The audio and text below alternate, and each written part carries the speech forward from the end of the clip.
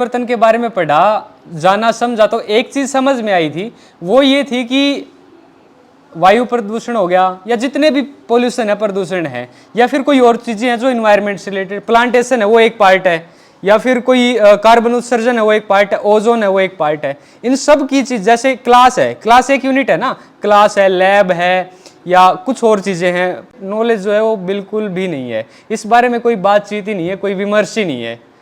तो उसको लेकर के मैं पूरे हरियाणा में घूमा था। उसके बाद कुछ मेरे साथी थे, उन्होंने कहा कि यार अब इस पे पूरे देश में काम होना चाहिए। तो हम लोगों ने एक 15 लोगों की टीम बनाई, तो हम 15 लोग पूरे देश की यात्रा पे भी निकल गए थे। घूमना तो बड़ा बढ़िया होता है ना, घूमना चाहिए आदमी को।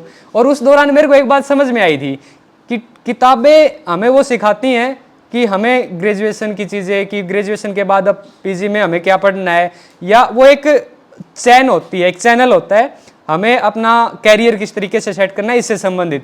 लेकिन जब आप घूमते हो तो आप वो चीज़ सीखते हो जो आपको कहीं किताबें बहुत सारी नहीं सिखा पाती। बहुत सारे वो अनुभव, मैंने एक बात उस टाइम मैंने समझ में आई थी कि जब आप यात्राएं करते हैं ना, जब आप ट्रैवलिंग करते हैं, तो आपकी धारणाएं टूटती हैं। आपकी अपने क्षेत्र में जो धारणाएं हैं, आपकी जो मानसिकता बनी हुई है, हमें लगता है कि यार जो मैं सोचता हूँ, या मेरा परिवार का ये आदमी, मेरे दादाजी ने कहा था तो बड़ा सही कहा था। ज़्यादातर बार ऐसा होता है कि हमारे जो बुजुर्ग होते हैं वो ज़्यादातर सही उन्होंने बात कही थी, क्योंकि वो पूरी दुनिया घूमे थे। अब वो उनका वहाँ पर बैठे बैठे वो अनुभव नहीं हुआ। वो जब वो घरों से निकले, नई नई जगह पे गए, मेरा मुंबई के बारे में, मुंबई आप इमेजिन करो, मुंबई शब्द ऐसा है ना, बहुत बड़ी बड़ी बिल्डिंग है और ये सब चीज़ें। मैं मुंबई में गया तो पता चला कि दिल्ली तो उससे बहुत पिछड़ा हुआ है पर्यावरण के मामले में। वहाँ पर लोगों ने, सरकार ने, वहाँ की जो म्यूनसिपलिटी है, उन्होंने वहाँ के पेड़ों को इतना संरक्षित रख रखा है कि दो बातें हैं। पहली तो ये है कि जब पूरी दुनिया ये कह रही कि स्टॉप क्लाइमेट चेंज, वो डिमांड कर रहे हैं सरकार से या उनकी जो भी अथॉरिटी है उनसे, वो डिमांड कर रहे हैं कि जलवायु परिवर्तन को रोको। उस समय में पूरी दुनिया में स्टैंड विद नेचर में 5,500 लोग जुड़े हुए हैं पूरे देश में। वो 5,500 लोग एक बात कह रहे हैं कि together we can stop climate change, कि हम सब मिलकर के रोकेंगे। हम किसी से डिमांड नहीं कर रहे हैं, हम वो कह रहे हैं कि हम सब मिलकर के इस जलवायु परिवर्तन को रोकेंगे। भाई डिमांड किससे करनी है? समस्या किसने खड़ी करी? हमने करी है, तो सोल्व कौन करेगा? हम लोग कर सकते हैं ना। अब हम तो उतना ही कार्बन कर रहे हैं उत्सर्जन, लेकिन हम सरकार से चाहते हैं कि वो ठीक कर दे।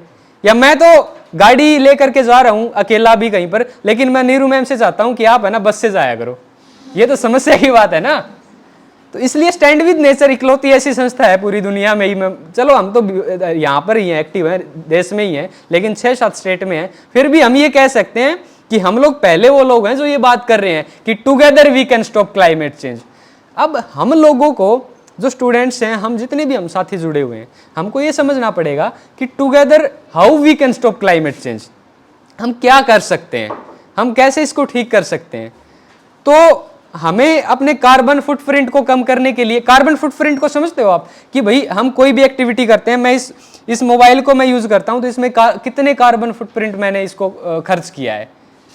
आपको डेली कितना जीबी डेटा मिलता है फ्री में, और कितने लोग हैं जो उसको पूरा खत्म करके सोते हैं? मैक्सिमम है ना, मैक्सिमम होंगे, ज्यादातर लोग हैं। मेरे दादाजी 2016 नहीं 2013 में दादाजी के साथ बैठा था किसी बात पे लेके, तो हमारे गांव में कोई एक्सपायर हुआ था। तो मैंने पूछा कि दादाजी कैसे ये मरा, कैसे एक्सपायर हुए? वो कोई ताऊ थे, बोला उनको बडड़ी बीमारी हो गई थी। मैंने कहा जी वो बडड़ी बीमारी क्या है? तो बापू बोला भाई बडड़ी बीमारी तो मैंने भी नहीं बेरा की है। तो मैं कहा अच्छा चलो ठीक है। तो उस टाइम वो पता नहीं चला।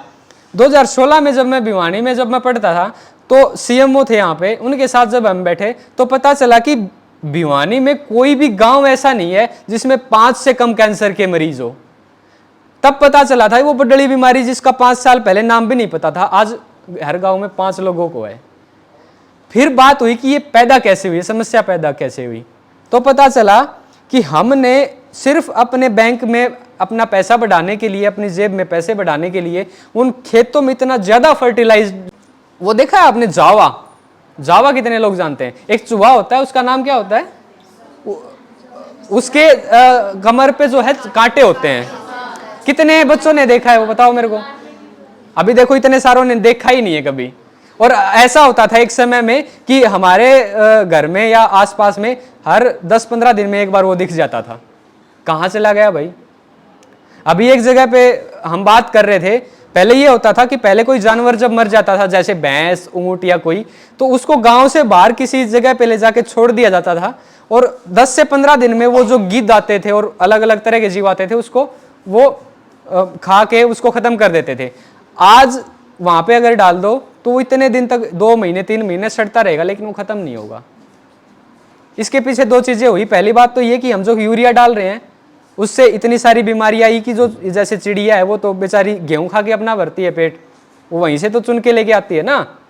आप में से अगर गांव में से कोई बच्चे होंगे तो पता होगा कि जब वो खेत को जब जोतते हैं तो पीछे इतने सारे बुगले पहले आते थे, अब नहीं आते। कहां चले गए भाई? कम आते हैं, कम आते हैं, कहां चले गए?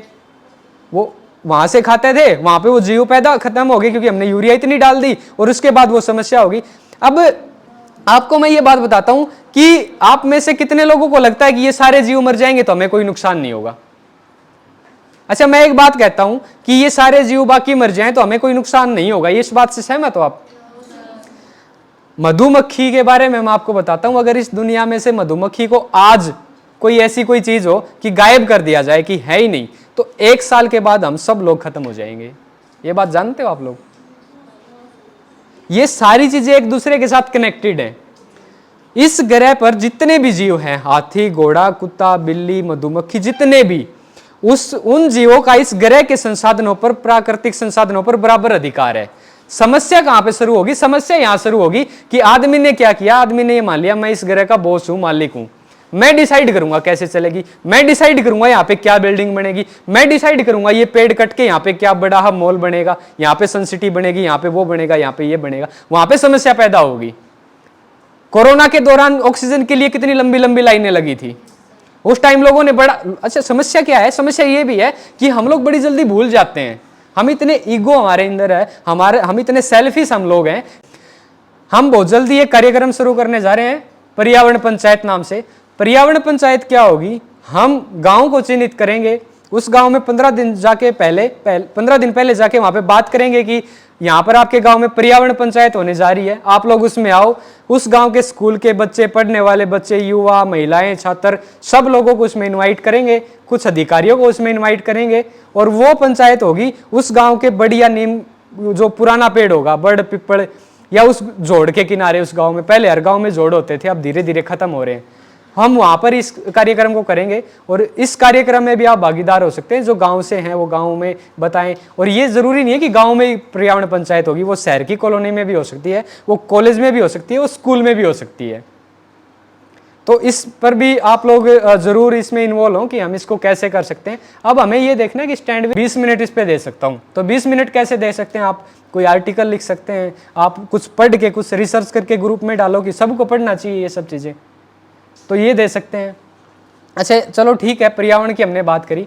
कुछ इससे अलग 1-2 बातें ये हैं। एक, क्योंकि आप फर्स्ट ईयर में हैं ज़्यादातर,